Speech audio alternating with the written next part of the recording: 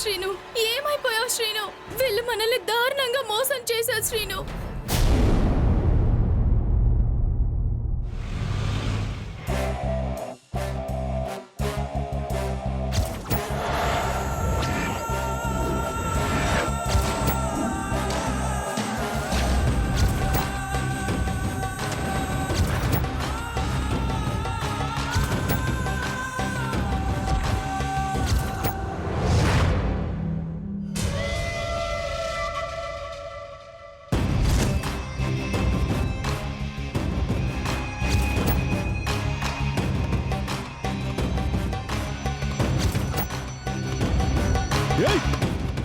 ఎక్కడ వాడు?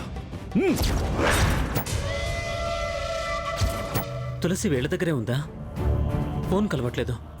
మళ్ళీ ట్రై చేస్తాను. ఫోన్ ఎందుకు ఆఫ్ చేసావు బంగారం? ఎటు వెళ్ళిపోయావు?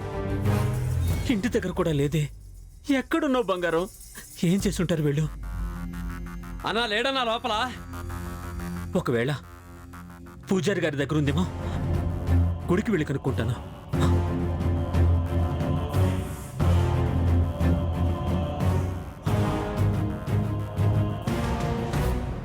అన్నా అడుగు, అన్నా పరిగెడుతున్నాడు. పట్టుకోండిరా నా కొడుకుని.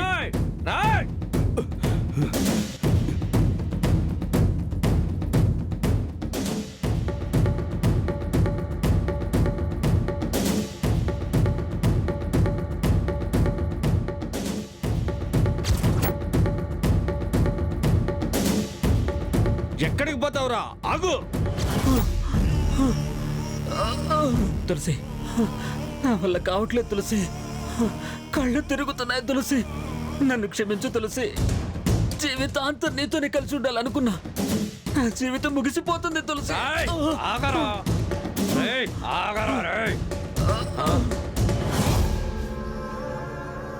యాడికి పోతావురా బద్మాష్? చెప్పు, తులసి ఎక్కడుంది? చెప్పరా. నాకు తెలీదు. నన్ను చంపినా పర్లేదు, కానీ తులసిని మాత్రం ఏం చెయ్యకండి. నాటకాలు దొబ్బుతున్నావా? మర్యాదగా దాన్ని ఎక్కడ దాచావు చెప్పు. చెప్పు ఎక్కడ? నాకు తెలీదు. అనవసరంగా మా చేతిలో చావుకు. నాకు తెలీదు. చెప్పు ఎక్కడ? చెప్పరా. అనవసరంగా మా చేతిలో చావుకు. చెప్పు ఎక్కడ? తెలీదు.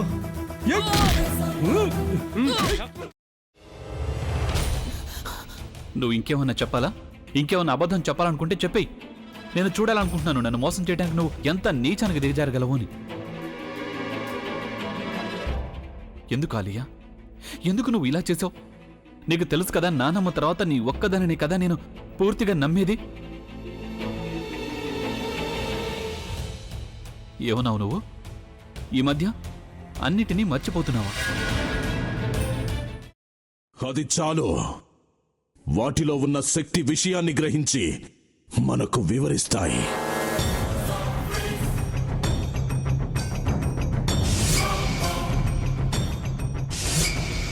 ఎవరు ఆ దండ విప్పొద్దు, గది తలుపులు తెరవద్దు.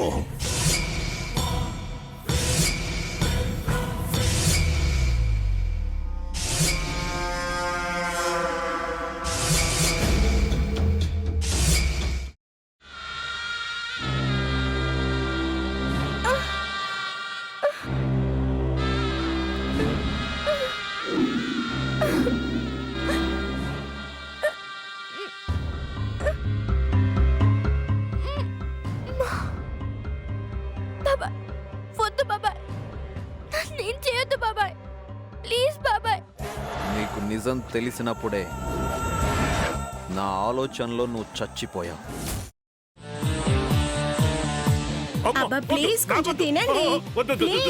భీమారావు గారు, మీరా? ఇగో మీరా కాదు సక్కుబాయ్. అవును, మీ పనామే లేచిపోయిందని చెప్పి కంప్లైంట్ ఇచ్చినావు కదా. రేయ్, ఆయన కంప్లైంట్ ఇచ్చింది లేచిపోయిందని కాదు, కనిపించడం లేదు అని. అట్లానా? సరే మేడం. ఇడియట్. ఆ వంట మనిషి పేరేంటన్నారు? రత్తాలు మేడం. ఏం పెద్ద మంచి, నీ వంట మంచిని కూడా మేడం అని పిలుస్తావా? రేయ్ హాఫ్ బ్రెయిన్,